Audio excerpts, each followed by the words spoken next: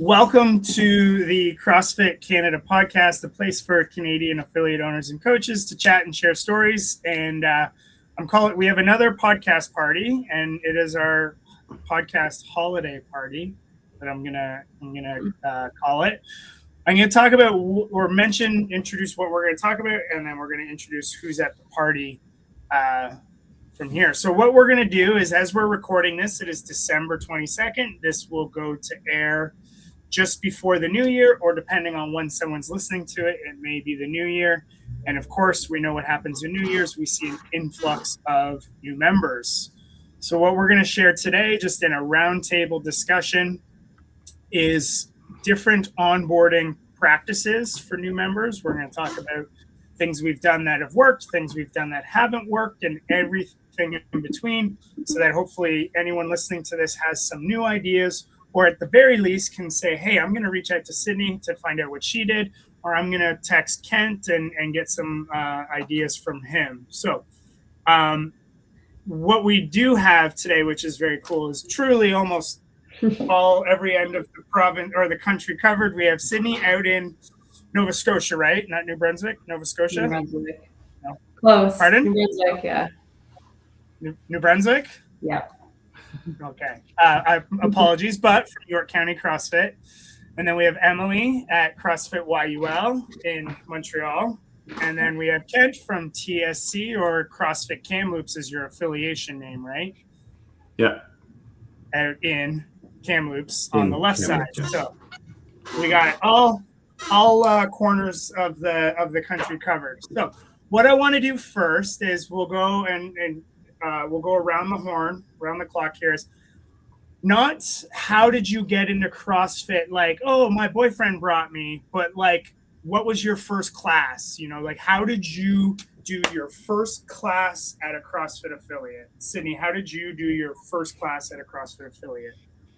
I went with my dad, and I think we went at 5:45 in the morning. I'm not sure if it was a CrossFit affiliate, but soon after it was. And we just walked in and joined the gym immediately. That was it. Right into class. Was you and your dad walked in together, having both not done CrossFit, or he never done CrossFit? Yeah, didn't know what we were doing. We both joined at the same time. Okay, very cool. Emily, how did you first? I know kind of your backstory from when you're on the podcast, but for those who haven't heard, you know, what was your first CrossFit class? Sorry about that member. I don't know if you heard the member in the back, but so actually my first class was a non-affiliate, I would say. So right after my first child, I went to a group class with a friend of mine. So that would have been my first experience with cross training or CrossFit. And then my first experience in an affiliate was in this affiliate, actually, before I owned it. And same as Sydney, I walked in, had my first class, signed up right away, and just kept coming back every day. Cool. Kent, what about for you? I was in university and training for swimming in the summer and the off season. And my guy I was seeing acupuncture for told me about this CrossFit thing. And it was around the time when the 300 workout and the 300 movie was out. So I wanted to get like faster at swimming, but more jacked like the Spartans. So that was like the main motivation. So there was a gym in Lethbridge, Alberta, where I lived. And I just went and tried a class. And it was death by air squats, if you know that workout. And I was like fit for like a swimmer and a university athlete at the time, but so I was able to get into like 30 something rounds of air squats. Couldn't walk for a week. Okay. And then I was gonna say they had some kind of onboarding thing that I just joined. I was just happy to be there as a young idiot. So you got to try a class, you did it, and then they took you through a bit of an onboarding process after that? Yeah, they had I think it was like a 3-session onboarding thing, and like a one-on-one, or it might have been 2. It was a long time ago. But I remember I was really weary of the price at the time. Of like, oh, that's like okay. As a 19-year-old, it was like, oh man, $250. That's more money than I've spent on anything in my life. So I remember that pushback back then, which is easier to manage now, I think, on our end. But it was the $150 a month gym membership was a big hurdle in my mind at the time. But it was relatively easier sold because I was so into wanting to do it. No, that's cool. And then, so for me, I had a coworker who had started doing CrossFit, and she hadn't said anything until she's like, "Hey, like, I've been going at lunch to this CrossFit thing, and they're doing Bring a Friend February. So like, we get to bring a friend. Do you want to come?" And I was like, "Yeah, sure, absolutely." And so that was 12.2. Or so not 12.2, sorry, 12.1. 7 minutes of burpees was my first CrossFit workout. And the owner was great. He was like, "You should sign up for the Open." I was like, "Okay, sure." So I did, but then if anyone was around or doing CrossFit in 12.1, and if they remember what 12.2 was, it was 30 snatches, 30 snatches, 30 snatches. And so what we had to do was kind of like, okay, like go in and all right, you're going to be judged. And obviously it was a lot. There wasn't like the Friday night lights or anything like that. And I asked one of the members there, who I realized was a coach after, was like, "Can you show me like what a snatch is?" And he's like, "Yeah." And he just does this like, boom, like perfect executed snatch, loud feet on the lifting platform. And it just intimidated the shit out of me. And I didn't complete any of the other workouts in the Open. So not that it's a negative thing, but does anyone have like Sydney, you and your dad joined, like just jumped into it, early morning class. Do you remember any, like, again, not to focus on the negative, but any like hurdles you had to overcome where you're like, "Ooh, this kind of stood out to me," having just jumped right into the fire? I mean, I was like 14 at the time, so I don't think I had any hurdles, but I can definitely relate to like what Ken was saying of like, even just seeing it over the years of having members join and they're fit and then they've never done volume like that, and almost like it could be a little bit discouraging or like kind of like confusing of like, why am I so sore for like 2 weeks? But yeah. Okay. Do you remember your dad having any, like, was it like he tried to keep up with the young kids or anything like that? Or no, I think like at the time we went right into class, but I think we also went through the 9 foundational movements like on a weekend with someone. So at least we had like a little bit of one-on-one time where someone taught us everything before going right into the classes. Right. Okay. Interesting. So Emily, I know for you, you had started at a non-affiliate, and then just when I recall from our conversation before starting at YUL, you were like, "Oh, this is way different." So what's something that stood out to you joining a class at YUL after jumping right in?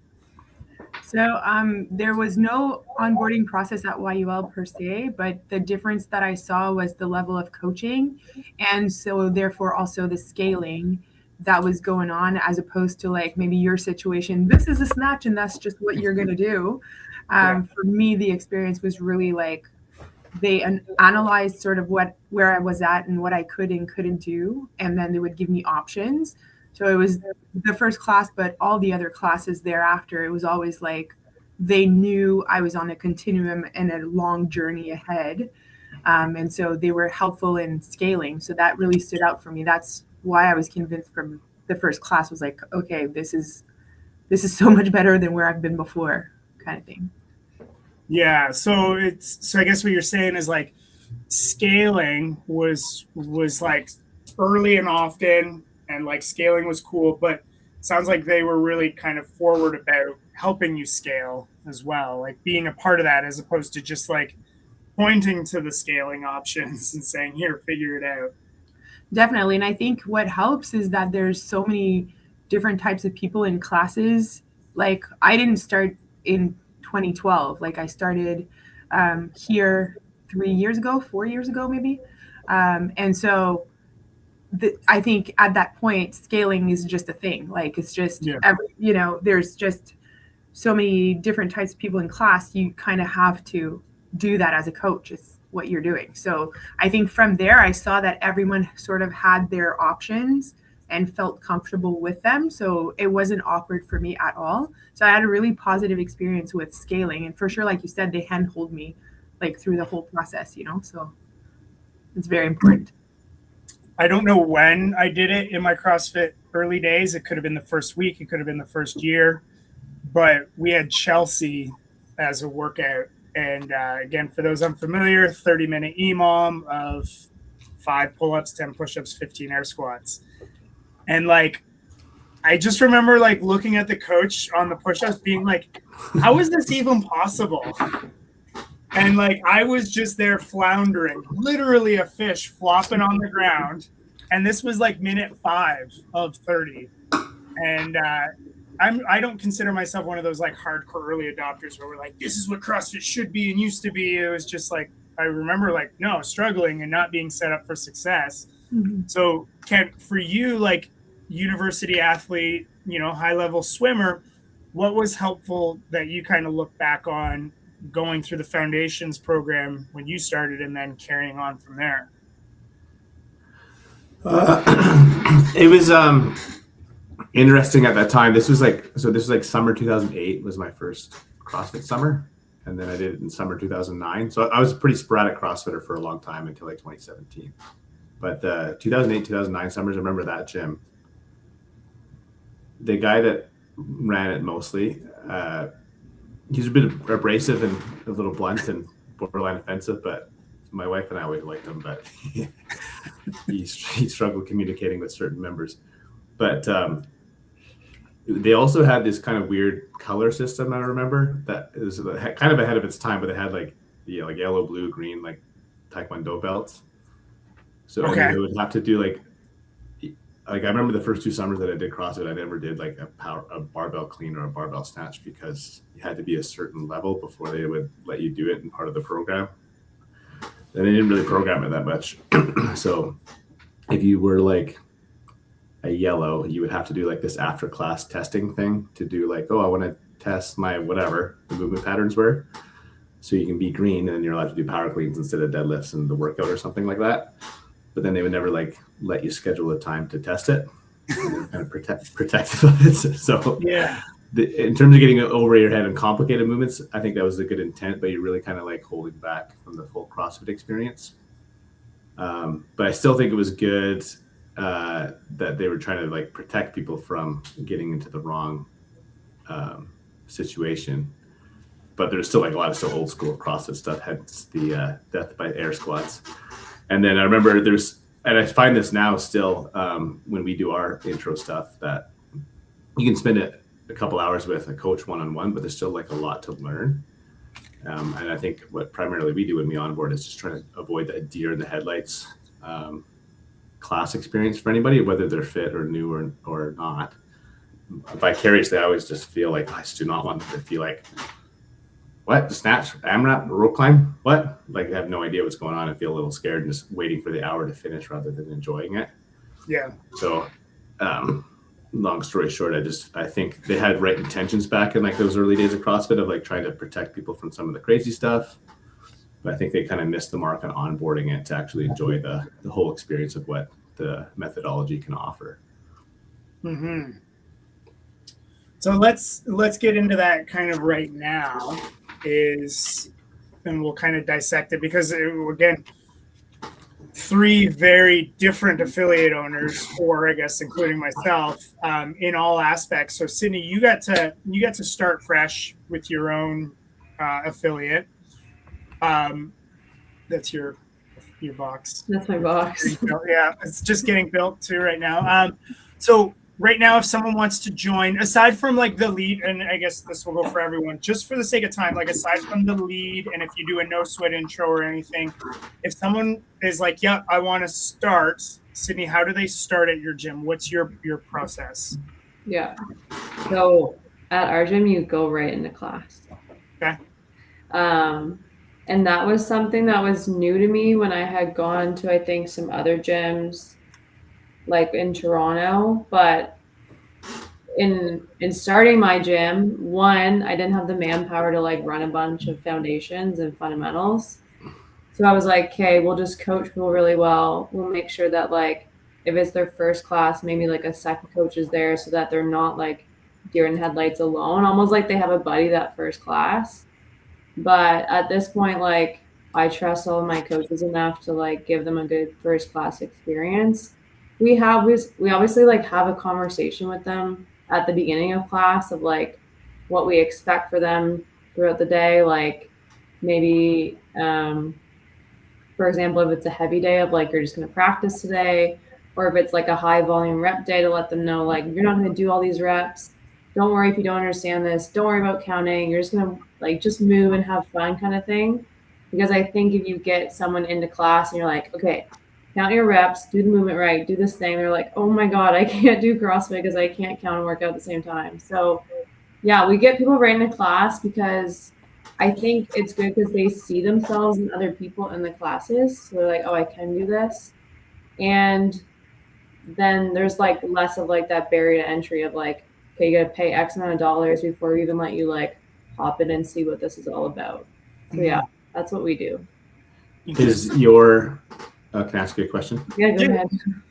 Is your people that are doing the class for that first time, are they signed up and paid members, or are they trying it? Trying it. Okay. Yeah. Emily, someone starts at YUL.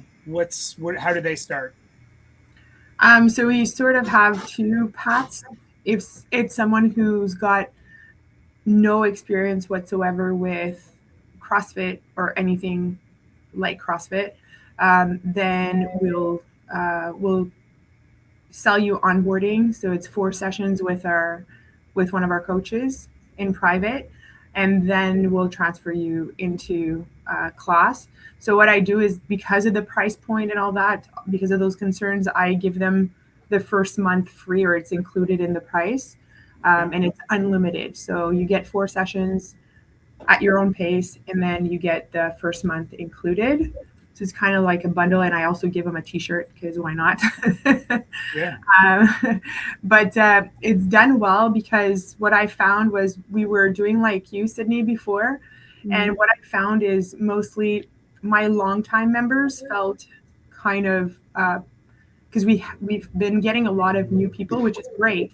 But the longtime members felt like, oh, well, you know, I'm not getting that much attention, because it was heavy on the coach to give that much attention. So we've done that onboarding, and it's done pretty well. And then if you come in and you have some experience, then I'll give you a trial class, and then I'll watch you in class, and I'll see if I need you to go through onboarding, or if you'll do fine with classes. So it's kind of a mix of two things. Mm-hmm. Yeah. Kent, what about you? We have a few avenues. The one I push pretty hard because I feel so confident about the experience is our one-on-one starter pack. So it's a month of unlimited classes, but it's kind of, I always sell it as your coach is your angel on your shoulder for the month that's working with you. So there's 4 1-hour personal training sessions concurrent with your classes, and not on a specific schedule, but whatever time of day works. And then they're scheduled throughout the week. And then the coach, after that first session, continues to schedule the personal training to go through all the checklists of gym culture stuff and movement patterns and expectations in class, knowing that there's still lots to learn. And then they handpick the workouts on either of our programs as they go through for the whole month. And then usually within 2 or 3 weeks, with some consistency and some support, they're off to the races, and then their membership reverts to one of our regular options automatically after the month. So that's our main one that I push pretty hard each time. Mm-hmm. I like it. And so for us currently at CrossFit Aurelia, we do a free try. Come try a class, come check it out. If you like it, boom, you can start tomorrow. That being said, we have done 3 onboarding sessions, 4 onboarding sessions, 1 onboarding session, 6, 8 onboarding sessions. We've done a beginner boot camp that you do for 6 weeks and then go into class. We've really just tried it all, and all with varying degrees of success. And I guess it really depends on like what is your metric of success from there. So I want to see if anyone has tried anything that they think hasn't worked. And I'll kick things off with, for me, one of the programs that worked really well from a revenue standpoint, so it became this kind of dangling carrot that wasn't actually helpful for us as a business, was our beginner boot camp. And so for the record, we called it a boot camp because if you guys or if anyone listening has ever marketed a boot camp, it's crazy how many people are like, yeah, I'd love to try that. We even have members be like, what's the boot camp? It's like, it's CrossFit. Just go away. But we would still do Fran. We would still do Helen. We would still do 1 rep max deadlift. The idea was after 6 weeks, be like, hey guys, you guys have been doing CrossFit for the past 6 weeks. So it's time to become CrossFit members. But because they were boot campers and because they had their little community that they formed, which is great, all the stuff that we know to be true, but then they were all like, well, but we're boot campers, but we want to stay and we want to stay as boot campers. So then we let them like repeat. And then they were doing like 3 and 4 rounds of it. And we just couldn't get them to get over that hurdle psychologically from boot camper to CrossFitter. And so off the top of my head, we probably had maybe total over the course of like 3 years, almost 50 people join as boot campers. There might be 5 like that are still a member today that continued. So it's just it while it worked from generating revenue, it was a logistical pain in the butt. It took a lot of manpower to follow up with these 13, 15 people to see if they wanted to continue. And finally we just scrapped it and got away from it. Has anyone have a similar story where like we wanted to try this and it didn't work because of this? I have a couple options there. Okay. Love it. Well, I took over an existing affiliate in 2018. Yep. So double-edged sword, I think, when you take over an existing business that on day one, you don't have 0 members. So it was a struggling business, but it wasn't at 0. So you don't have 0 revenue on day one. But then there's a lot of baggage with some operations and culture stuff that you take over from a business that's not doing well. So it took a long time for me to evolve on things that I felt I was comfortable with and could do a good job on. So one thing that I particularly don't enjoy doing myself, although I know it works for others sometimes, is the free trial class. I just find the gamble of experience and the lack of sales process is really, really difficult to lock in. Like if we have a 4:30 a.m. class. And so we don't really have any admin there at that time. So if somebody tried a 4:30 a.m. class, there'd be no one to like follow up and close the deal because the coach has got to coach the 5:30 a.m. class too. And I found with just programming options, I mean, with CrossFit stuff, there's so many cool, amazing workouts that we love. But there's certain days that are like, oh, that is not a good day for a new person in a busy class. Right. And then case in point, I remember early on, when I took over the gym, I was doing the former coach that was still there was doing the programming at the time. The programming was fine, but it was like there's family friends of mine that were coming to try the gym because they wanted to support me, and the schedule lined up perfectly. They were coming to a class that I was coaching, and they had some other friends in the class that had done it before. And they're super nice people and really supportive of me, but it was like snatches, rope climbs, and handstand push-ups in the workout. And it was a full class, and I did like my best job coaching of all time, and I could not shake their deer in the headlights experience. And as much as they liked me, they never came back, and that still like haunts me to make sure I just do not put somebody into that position where they're going into a class, and I'm not going to just like water down the programming because I'm worried about newcomers coming. And that's why we did even still do free trial classes for our engine which is like our 45-minute watered down CrossFit class. For a long time, about a year ago, I axed that too, just because I just don't like gambling on the free trial experience or the lack of sales closure to follow up with them to make sure they actually sign up for something is a lot harder than an intro. So the only time we'll do free trials is if we do like a dedicated free or like bring a friend week or something, where there's a little bit more of a process to make sure we're trying to catch them in the net. So that's why I was asking about the listed your option there if people are trying the class, if they have paid yet, because I've had if they already paid a membership and they try the first class, I don't mind that as much. I just personally find it with all the hours of the day, if people are trying a class, to make sure there's someone there to close them, if you have any problems with that. Yeah, I mean, our general manager like follows up with all of them. Like, I feel like there's a lot of communication before and a lot of communication after, because we don't have a front desk at our gym. We don't have it set up for that. And usually people are not lost to follow up unless, like, I think they would have ghosted us anyways. Like, they weren't really into CrossFit in general, but we do offer like we try to plan their first class so that it's not like you said, like wall walk snatches or something.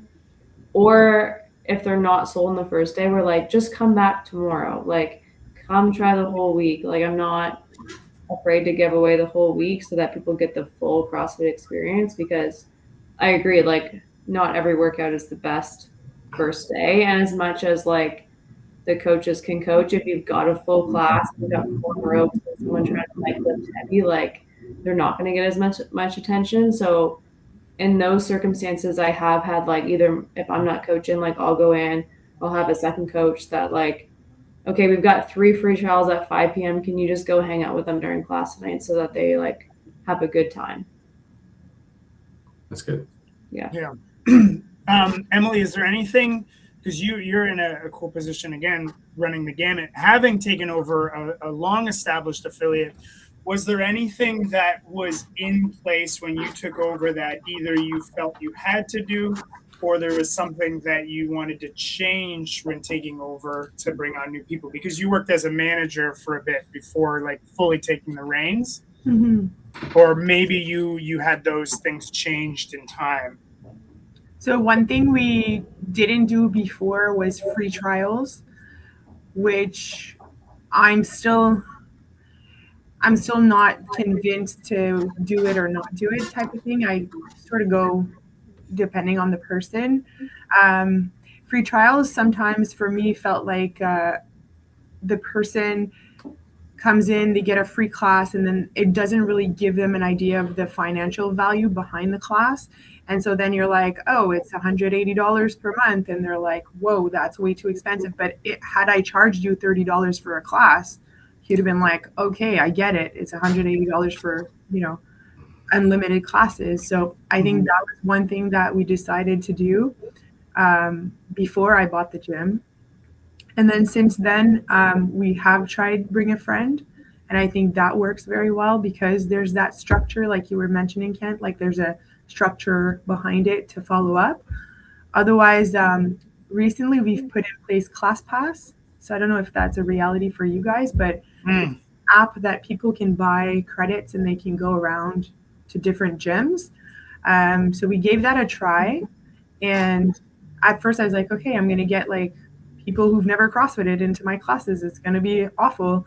But people who do reserve classes usually have either an interest to try the gym, or they have an interest or have done CrossFit before. So that's sort of the free trial, or it's not free, but it's clearly cheaper than a trial. So that's sort of our option right now for free trials. And then if I see the person is really like on the fence about joining my gym, but they really want to do CrossFit, then sometimes I'll say, okay, come try a class, or like you said, Sid, like come try a week or whatever. I've done that too. So it kind of depends on the situation. Yeah. The three of us are in smaller towns. Although I think Kamloops is probably bigger than Aurelia. But ClassPass, is something like in a metropolitan city center where, again, saying something like Toronto, they just buy 10 classes and they can go to Barry's Boot Camp, F45, CrossFit YUL, right? They buy to those things there. Kent, I don't know if you ever had, so when I kind of early 2014, 15, Groupon was the thing. People would buy, again, and this was for all things. So, if 10 people bought the Groupon, you would get something for, half price. Emily's nodding her head too, but we had some Grouponers at a gym I was at, and that was always a thing. But want to shift gears into okay, then what's important, right? Because it's how someone joins is less important than what's important to you about them. So what I mean by that is, Kent, for you, the experience is clearly very important. You want to guide them through this experience. Sydney, for you, I'm sure you have ideas and ambitions, but it's just simply, hey, it's a manpower thing. So it's important for us to just get them, into the boat as soon as they get on the hook. So Kent, do you, for your guys's sales process, do you have people who handle the sales, and do they get paid commission? It's primarily myself and my manager that do the no sweat intros. Okay. And that's our funnel for all the membership acquisition, essentially. And they don't get commission for the sales process, but the coaches get commission for the one-on-one starter pack sessions on each one that they render. So it just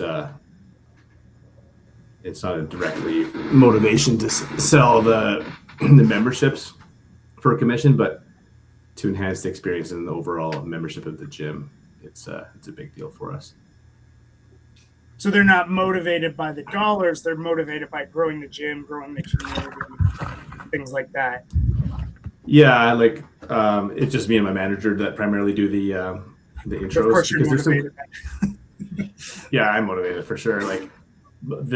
Our conversion rate on a no sweat intro is quite high. I would say it's over 80% that they get something with. They come into a no sweat intro. I wouldn't say aggressive in them, but close. Yeah. And making sure they don't walk away empty-handed, because I just hate having my time wasted, and that's why I don't like the free trials either. On the whole chasing for this person to pay and if they're coming back or not. If they could have booked an intro and take half an hour out of their time and my time, they better be walking away with something in our gym. Yeah. And then we also utilize, we have a clinic inside of our gym too. My wife's a chiropractor, and we have physiotherapists and kinesiologists and stuff like that too. So depending on if people are strapped for cash and they don't want to pay out of pocket for personal training, we also utilize our clinic team to do essentially the starter pack or strength training with them, and they can use their benefits to cover some of that before they get into classes too. So that's a nice little option that we're able to have to make sure that people can still get that one-on-one attention for a guided experience without just hopping into certain programs before they're ready. Yeah.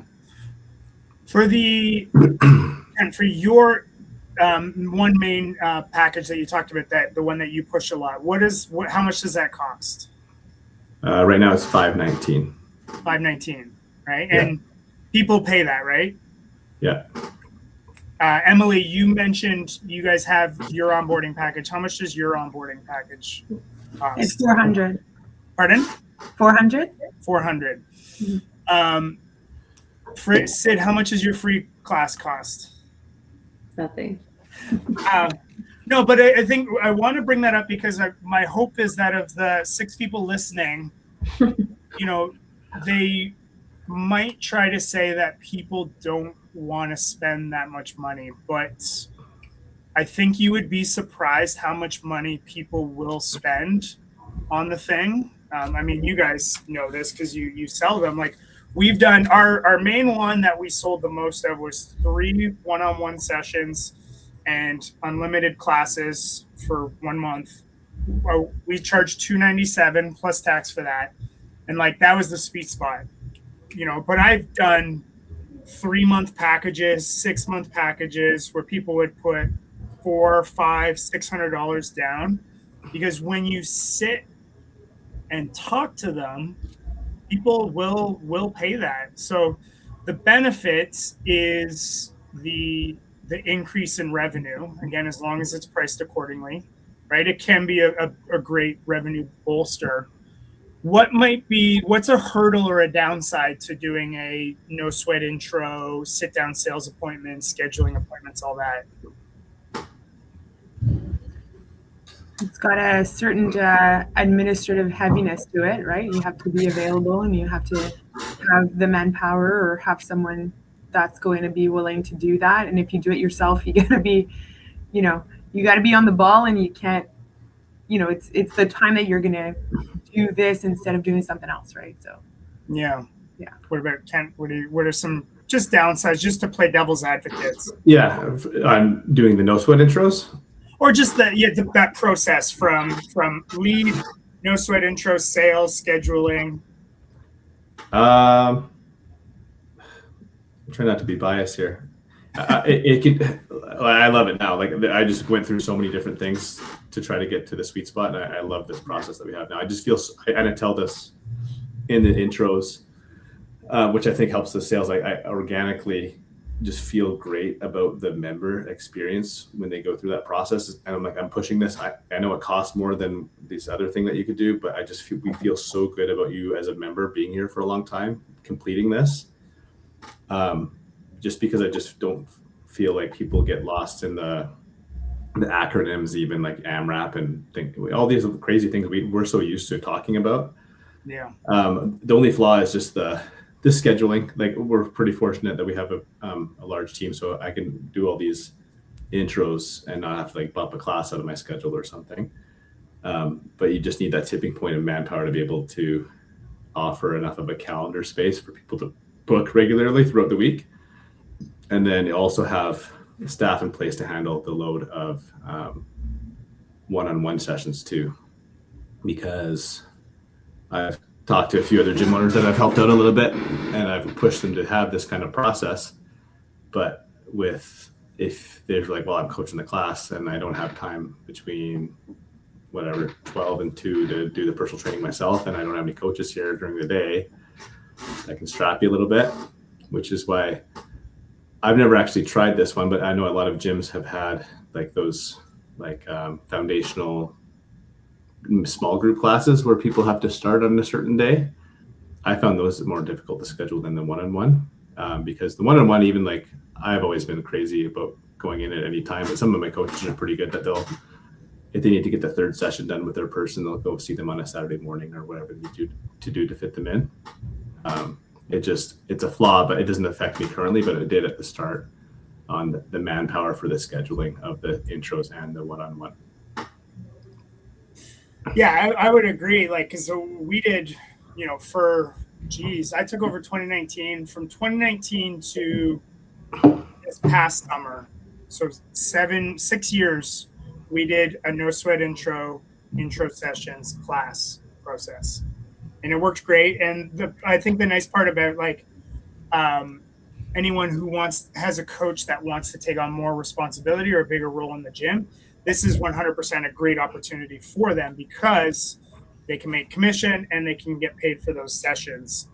It was very laborious, and it took my manager having to step away, where I'm just like, you know what, let's try something different, because this is a huge manpower outlet from there. If it takes 4 hours to get a person from inquiry to class, when you have 10 people joining the gym, that's 40 hours attached to there. So that's where Sid, the come try a class, if someone wanted to try tonight's 4:30 class, assuming they sign the waivers and good to go, are they good to jump in? Yeah. So, and it's not that one's better than the other. I think that's the important part about this discussion, is anyone listening is like, hey, like, let's look at both sides of the coin and evaluate. But what is a downside that you've seen of just like, the plus side, boom, you can jump into class at 4:30, good to go. What's a hurdle that you see from there? I would say probably what Ken said earlier, of just like not getting the right class. Like most CrossFit classes, I would say, especially with our programming, like I'm pretty comfortable with someone going in at any time, but just that one class where you've got like all the things that they can't do and it's confusing and like there's all the lingo and yeah. I don't know. I'd have to think a bit on that one, Matt, of what other downsides there might be. And, well, I mean, and I'll just kind of. What have you seen since starting it? Yeah, it's. I would say so one of the things, and I want to talk about Bring a Friend Week as well, because I think if everyone's tried it, like I said, we've tried all various kind of ways of bringing people in, and then I just always sit back. I'm like, who are the ones who stick? And I think it's Seth Godin, when Storybrand, he talks about people like us do things like this. And what I mean by that is when we do Bring a Friend Week, I was like, we convert a lot of these people and they stay. I'm constantly like, I could be like, hey, I talked about the boot camp, or I'd be like, who here started with boot camp? Like one person. Who here started with Bring a Friend Week? 4 people. It's like, wow, you guys stay. So I was like, people know right away if it's for them or not. Mm-hmm. But what I also noticed was we have a little bit of a mature community, both in age and experience and just time at the gym. I started seeing people be like, oh, Emily? Hi, Emily. We haven't met yet. I'm Matt. Oh, it's your first class? Cool. You have to come sign in. Let me show you where to sign in. Like, here's where the ab mats are. Here's where this is. So the community was almost handling the experience part. Like Kent was concerned about, but the issue was, how do I chase them down now and get them to sign and things like that? So using a CRM, we use both Push Press and I have a Wix website that has a back end where I can just text them through the computer. That's been super helpful.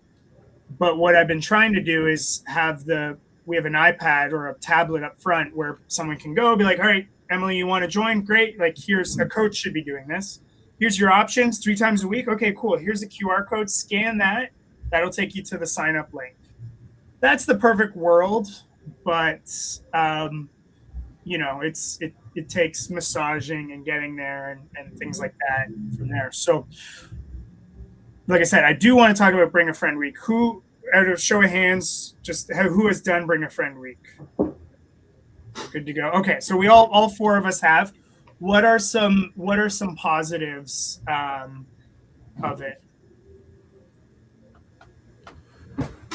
I think it's a nice dedicated time where you can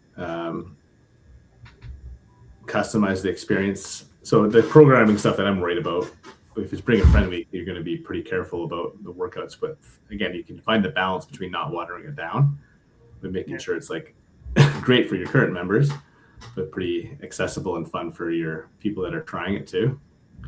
And then the deer in the headlight things that I'm also worried about is usually nullified because they're coming in with a friend that makes them feel comfortable too. So I've had a really good time running a few of them. And especially if you put them at the right time of year where things are kind of slow, it's nice to have that extra energy of some new people coming in.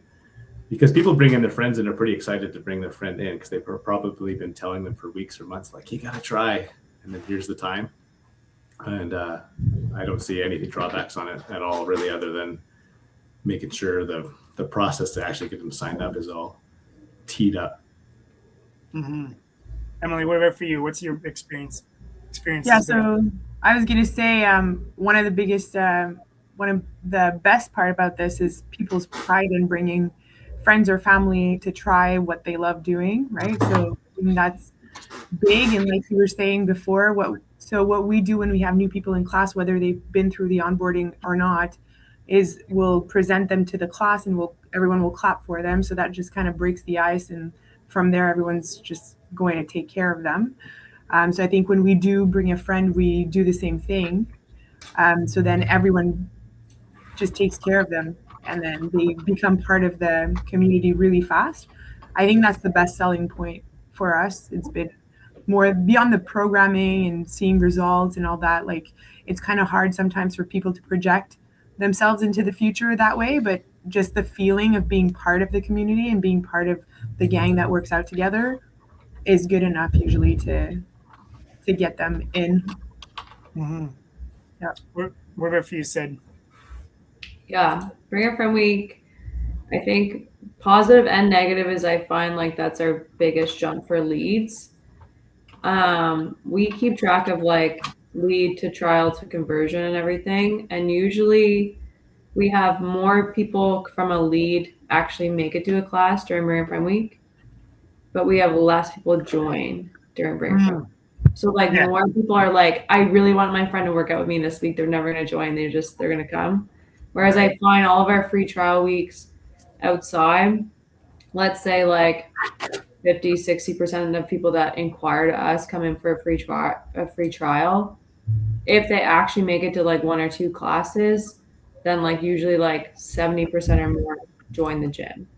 Whereas Bring a Friend Week, I find it lower. But yeah, same as Emily said, like everyone's just so happy to have their friends there for the week that it's like it's just kind of an uplifting time. It's kind of like the open, like something that brings life back to the gym. Yeah.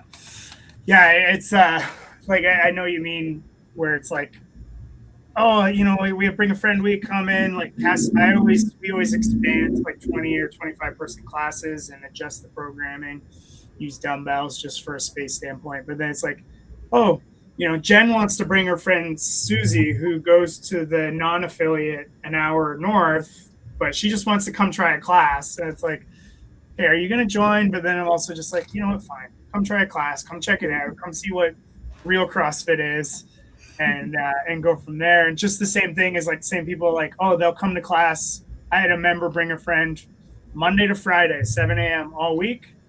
Person doesn't join. It's like you can sit and stew over those things, but it's just part of the game, I think. Mm-hmm. Never when they'll be back to join though. I've had experiences where like the same person comes to every single Bring a Friend, never joins, and then all of a sudden they have a change of mind and they join. Yeah. Like, wow, we've been dating for like the last 2 years. You realize this? So that's happened to quite a few times actually. And it takes being patient. I think, you know, as all four of us can admit, like, you know, we're probably at a stage where if we're not clamoring for members. More members is always better than less, but probably because we just love CrossFit and want more people doing it. But really, for any newer affiliate or struggling affiliate, like being patient with your process and just people will join when they join. Good to go from there. Yeah. Is there anything that anyone is planning on trying differently this year, or is like challenging their team or want to expand or anything like that? I will say one thing we changed with our Bring a Friend Week was we made it that you actually had to pay a fee. It's like $10, but then we actually have more people show up and not just sign up for Bring a Friend Week and not show. Right. And then when we went to like close the membership of like, you're ready to sign up, and they're like, yep, great. Then you're like, okay, I can just add your membership because your credit card information is there. So that's a good idea. It's there. Yeah. Very cool. Mm-hmm. I like that. You're like, you just have to say yes and I can add it. That's really good. Yeah, that's a good idea. Actually, we were wondering if, because in January there would be more people probably coming in. We were wondering about the foundations class, but I heard you, Kent, when you said like not everyone wants to come at 9 a.m. So if I have these classes, I have to kind of like pop them in my schedule. I found the flexibility that we offer. You can take the one-on-ones whenever the classes are scheduled to be such a good format. So I don't know. I'm not sure yet that we would put a foundations class in our schedule. I think that would just, I'm not even sure people will come to that class in particular. So yeah, I just think if you price those packs the right way, you should be excited to run them, right? I feel like if you price it the right way, you're not like, I don't know if it's worth it. Yeah. Yeah, it's worth it because $500 or whatever for the gym is a good price, and then whether I'm doing them or other coaches are doing them, it's a nice little add to their wages too. Yeah, exactly. Yeah, the one-on-ones, you can tell some of the coaches are really excited to do them. They want to try it, like even if they wanted to do more one-on-ones later as well. And I found also that our old members look at us doing the one-on-ones for onboarding, and it kind of lets them know that we do this kind of thing. So if they wanted to work skills, we're available to do that as well. Oh yeah, well, it creates good business too because they're used to the premium end or the one-on-one touch point. And we have lots where they're like, oh man, like things are great. I don't know, can I just do a little bit more personal training before I get too crazy in the classes? Yeah. Sure. And then sign them up for more of that. And then they'll have a regular coach. Maybe they'll meet on a Monday for their personal training. Then they'll look at our sugar wad and go through the workouts. And, go do this one. Okay, when you're on here on Wednesday, remember just do pike push-ups instead. And you get that little one-on-one touch point. So, and the one-on-one's always just set up nicely for the coach that they get paid well, but they can connect with people that they care about too. Yeah. I agree. Well, I think what's interesting too is you can sit and focus on like the member and like what is best for the member, but really, and usually like CrossFit affiliate owners are givers and service-based and whatnot. But if we look at like what's best for the business and the process, then the member will get served the way they need to get served, right? And I guess what I mean by that is like whether you have the manpower, if you don't have the manpower to do a no sweat intro with foundations, then there's no sense getting crazy with that. But vice versa, if you do have the manpower or you've never done them before, it's a great challenge. Just like, hey, if you've never tossed a member straight into class, do it as a stress test for your coaches. And then like if they really like not panic, but if they really get like zoned into that new person, well then, hey, there's an opportunity to improve. And then same thing, like vice versa, is you think coaching a new member in a class is hard, try coaching a new member one-on-one with nothing else. Like if you've never done a one-on-one session, they can be just as challenging. So kind of in closing or wrapping up, any advice what advice, we'll go around the horn again, like and it can be based on your own experience or something you want to try, but advice for an affiliate owner. So let's actually do it based on this. So Sydney, what's advice you would give an affiliate owner who maybe wants to try putting someone straight to class just to save themselves a little time? Well, one thing that someone told me at some point, but like, because I think you mentioned, Emily, of like sometimes maybe your older members would feel like they didn't get as much coaching. And so I always tell my coaches, like, someone can only learn so much. So like make sure the new person is safe, make sure they have a good time, but like don't give them much cues. Don't worry about like if they're not doing something right, as long as they're safe. Like coach your old members, and like they'll get as much out of the class as if you stand there the whole time and be like, okay, knees back, hips up, like the whole time. They won't learn that much more in one class. And yeah, that reminds me of a Denise Thomas kind of talk she was giving at one of the summits where she talked about her first class and she felt like she was getting picked on. And then she stopped and she was like, oh, but this person's getting their name called and this person's getting their name called and this person, right? So it is true. Like we can be well-intentioned as coaches to want to make sure that Steve gets it right, but Steve can get overwhelmed and have a bad experience versus best thing you can do is give him a PVC, leave him alone, and then, Steve, that was fucking awesome. Yeah, dude. And he's like, oh, okay, I am getting it. Emily, what's some advice you would give to an affiliate owner or to affiliate owners on, I guess, because you've done kind of both processes from there? So for me, it's really about like trying to understand the person that's in front of you and really understanding what would give the best result for that person.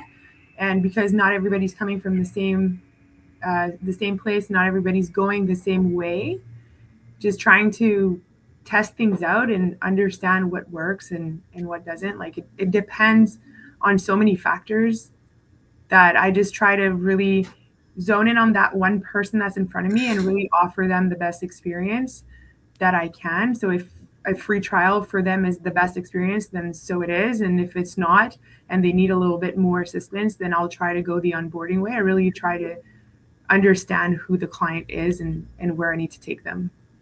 So I guess what you're saying is like, you could be like, no, like you want to join, you have to do 3 intro sessions. You have to do it. Where someone might just be turned off by that, as opposed to like, fine, you want to go into class, go into class. Don't say I didn't warn you. Well, like I think, yeah, I think I wouldn't voice it like that per se, but like definitely, you have the person's best interest in mind, and I'm trying to play a long game with people, so I'm not trying to block them from anything. If the long game plan is to have them be safe, but be in a corner a little bit, like you said, Sydney, and like do their own thing with PVC, and that's how they want to play, and that's what makes them feel comfortable, then yeah, we'll give you the best experience that way. Even if I have to come in and shadow you for the first classes, I'll do that. I've done that. That's fine. But ultimately, I would rather people go through onboarding. Definitely, I would rather that. But if it means that you're not going to come to my gym and I'm not getting to impact your life positively, then, we'll do what's best for you, kind of thing. For sure. Ken, what advice would you give folks on maybe a more, we'll call it high ticket approach? I know we didn't really discuss this, but having that intro option, I think, is huge.